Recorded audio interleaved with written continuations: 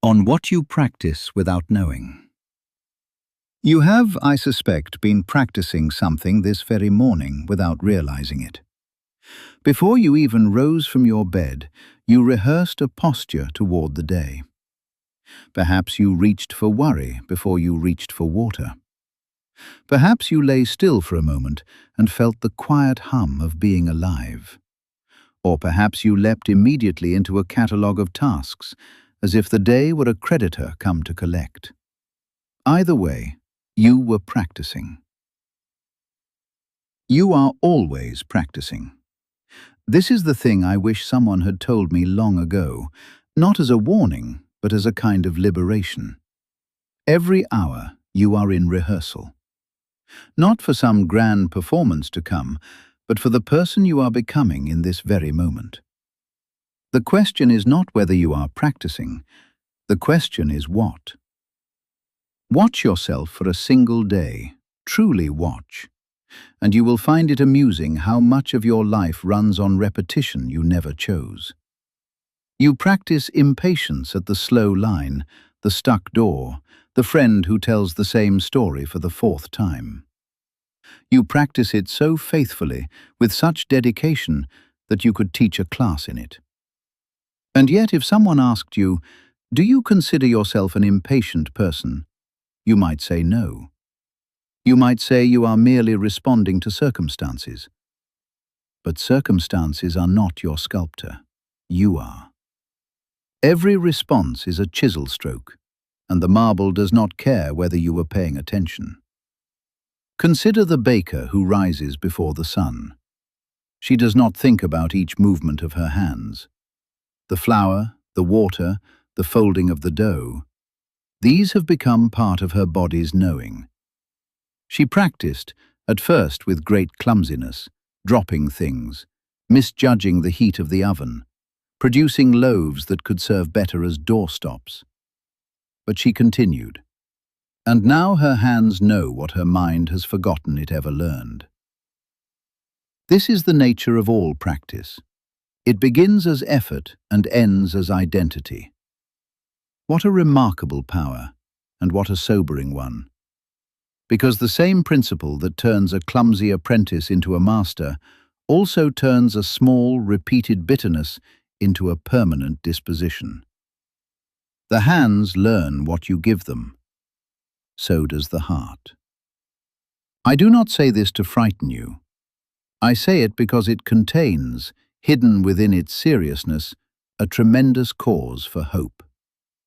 If you have been unknowingly practicing anxiety, resentment, or the habit of shrinking from what matters, then you can, with equal quiet power, begin practicing something else. You do not need to overhaul your life in a single afternoon. You need only choose one small thing and do it with intention. Greet someone warmly. Sit with your morning drink and taste it. Actually taste it, instead of merely consuming it while your mind races 3 hours ahead. Notice the light falling across your table. These are not decorations on the surface of a real life. They are the real life. And each time you notice, you are practicing presence. Each time you choose kindness when irritation would have been easier, you are rehearsing the person you wish to be.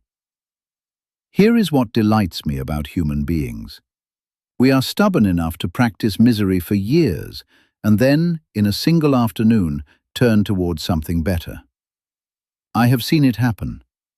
A person who complained about everything suddenly pauses, looks at the sky, and laughs at themselves.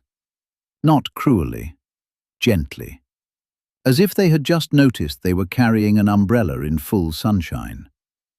That moment of recognition is worth more than 1,000 lectures on virtue.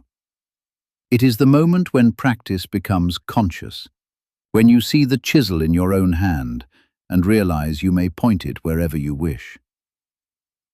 There is a garden near where I often walk, and I have watched it through every season. In winter, it looks like nothing. There, soil, a few dry stalks, the kind of scene that makes you think nothing could ever grow there again. But beneath the surface, Roots are doing what roots do. They are practicing, reaching deeper, gathering what they need. And when spring arrives, the garden does not hesitate. It blooms with a confidence that was earned in the dark. You are not so different. The work you do when no one is watching, the patience you offer yourself on difficult mornings, the decision to begin again after a day spent in old habits. This is root work. It does not announce itself, but it is the most important practice of all. I want to tell you something that may surprise you.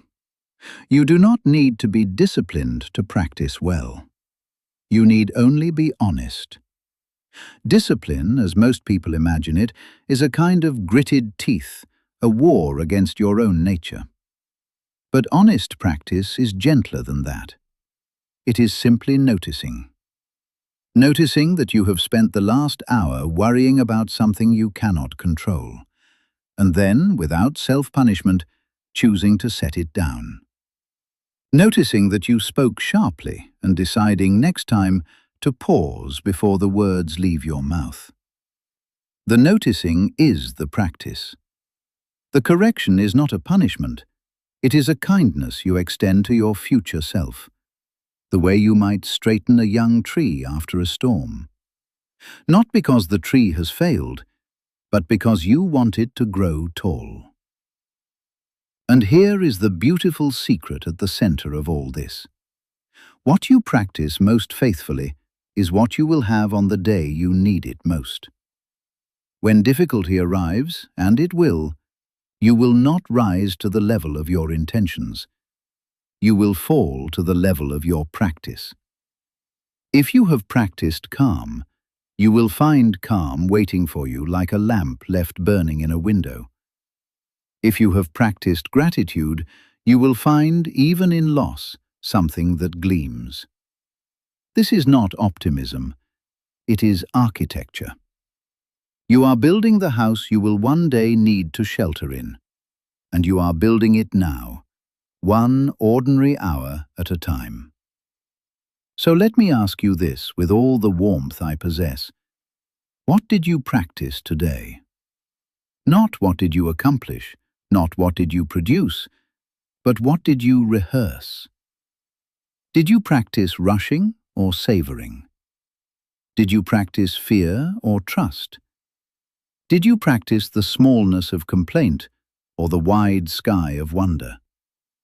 There is no wrong answer, only an honest one.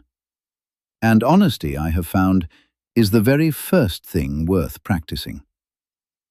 Tomorrow morning, when you rise, you will have another chance.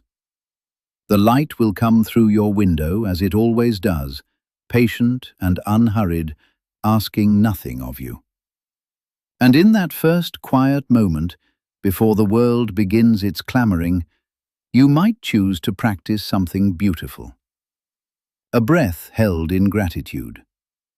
A thought offered in kindness. A single moment of attention to the astonishing fact that you are here at all, awake, alive, with the whole day still unwritten before you. Begin there. Begin small. Begin with what your hands already know. And trust that what you practice in secret will, in time, become what you are.